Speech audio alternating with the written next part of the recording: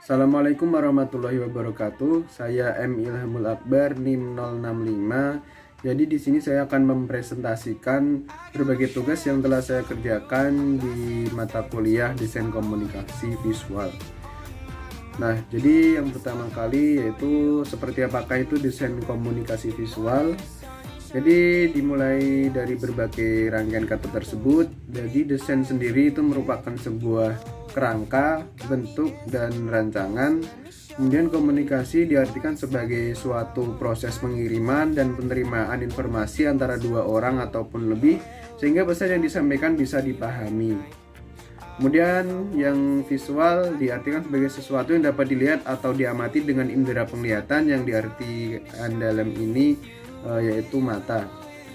Nah, desain komunikasi visual sendiri diartikan sebagai suatu disiplin ilmu yang bertujuan mempelajari konsep-konsep komunikasi serta ungkapan kreatif melalui berbagai media untuk menyampaikan pesan dan gagasan secara visual dengan mengelola elemen-elemen grafis yang berupa bentuk dan gambar, kemudian tatanan huruf serta komposisi warna dan layout atau tata letak atau perpetakan. Kemudian ruang lingkup desain komunikasi visual diantaranya desain multimedia, desain grafis industri, desain grafis media, desain grafis periklanan, corporate identity, environment graphics, animasi, fotografi, ilustrasi, media interaktif, cerita bergambar, dan videografi. Nah, fungsi desain komunikasi visual itu sendiri digolongkan menjadi 3. Yang pertama, sarana identifikasi, di mana identitas sendiri itu dapat mengungkapkan pesan dan gagasan dalam suatu brand. Selanjutnya, sarana informasi dan instruksi. Jadi di sini pesan akan berguna saat disampaikan pada orang yang tepat dan kondisi yang mendukung. Kemudian sarana presentasi dan promosi, di mana pesan yang singkat dan padat dapat mudah dipahami oleh audiens.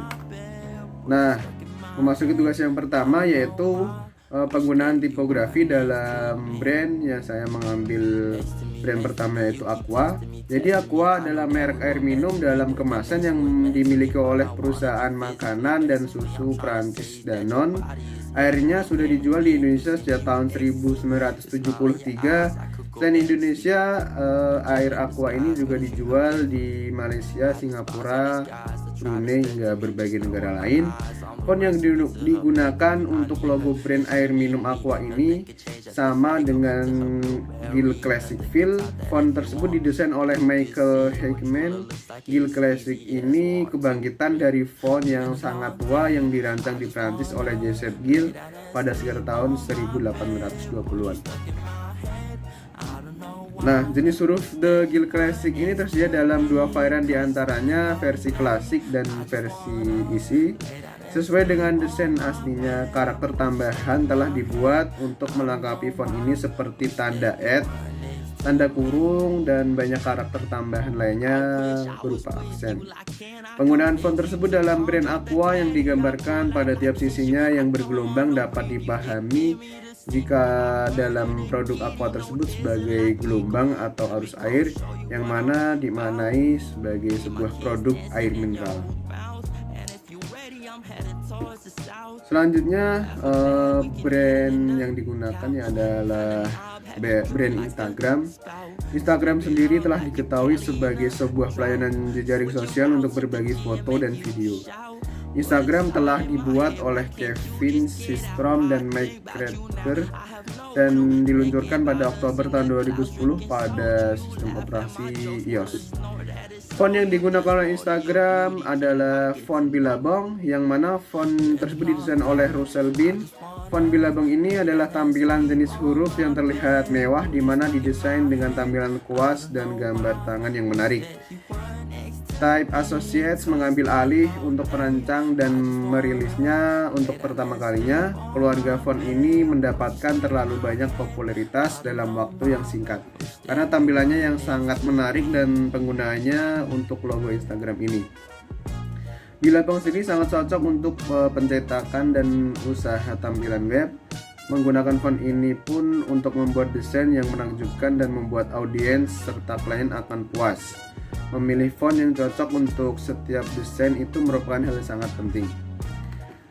Nah, dari tugas yang 3 dan tadi merupakan penerapan dari tipografi, yang mana tipografi sendiri merupakan ilmu atau kemampuan menata huruf atau aksara untuk publikasi visual baik cetak maupun non cetak.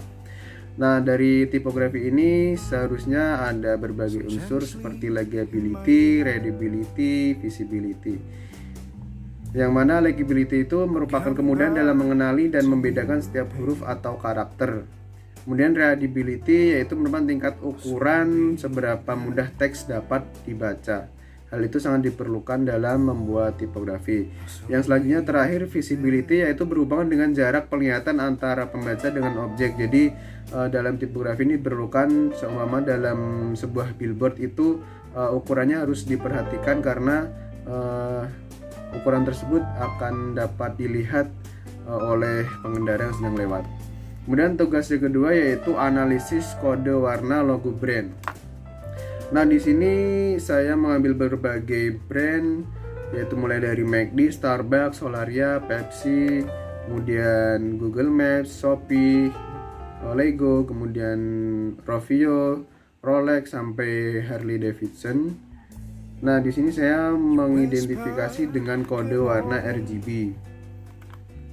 Nah, kode warna RGB ini merupakan ruang warna atau sistem warna RGB yang membangun semua warna dari kombinasi warna red, green, dan blue. Model warna ini merupakan model warna yang paling sering dipakai. Contoh alat yang memakai mode warna ini yaitu diantaranya mulai dari TV, kamera, pemindai komputer, hingga kamera digital. Nah, dalam gambar RGB itu mudah disalin atau dipindah ke alat lain tanpa harus dikonvert ke mode warna lain karena cukup banyak peralatan yang memakai kode warna RGB tersebut.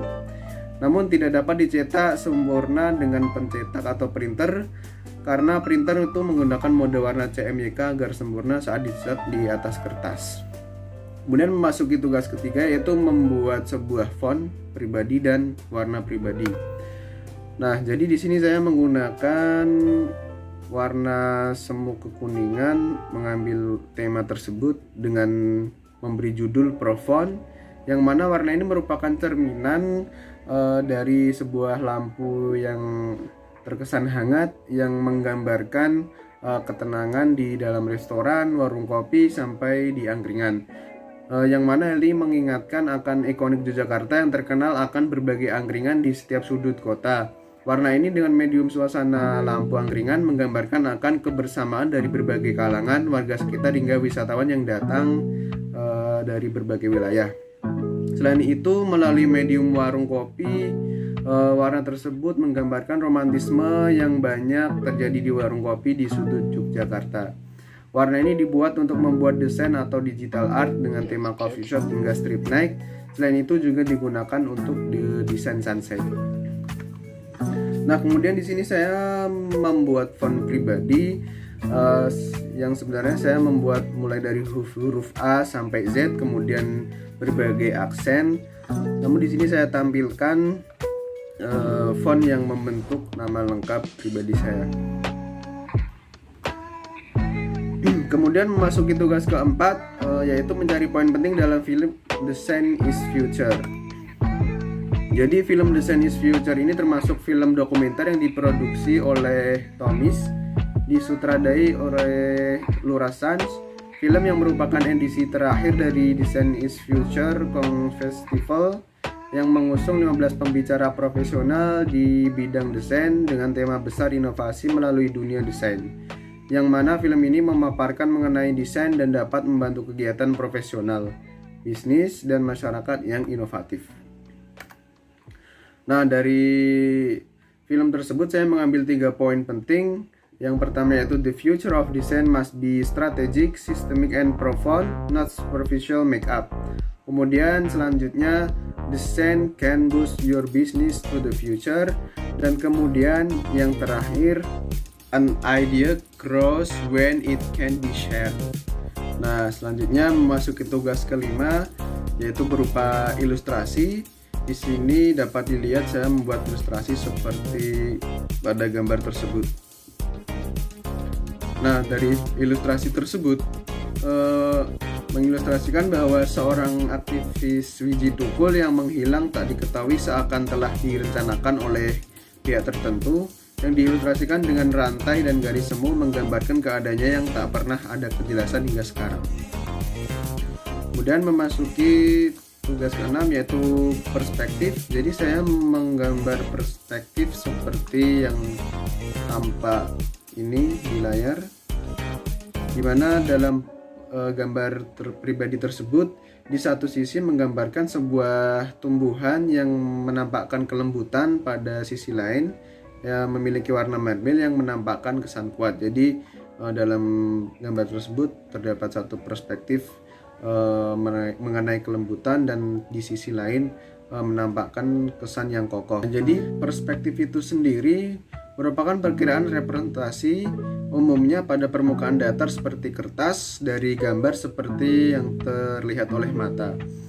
Jadi objek tampak lebih kecil karena jarak objek dengan yang melihat objek tersebut meningkat, dan bahwa objek patuh kepada reverse tuning yang berarti bahwa dimensi objek di sepanjang garis sepandang tampak lebih pendek daripada dimensi yang melintas garis pandang. Nah, sekian presentasi mengenai tugas yang telah saya kerjakan dalam mata kuliah desain komunikasi visual. Di akhir kata, saya ingin mengatakan bahwa desain itu merupakan duta yang senyap di balik sebuah brand. Terima kasih. Mohon maaf atas kekurangannya. Wassalamualaikum warahmatullahi wabarakatuh.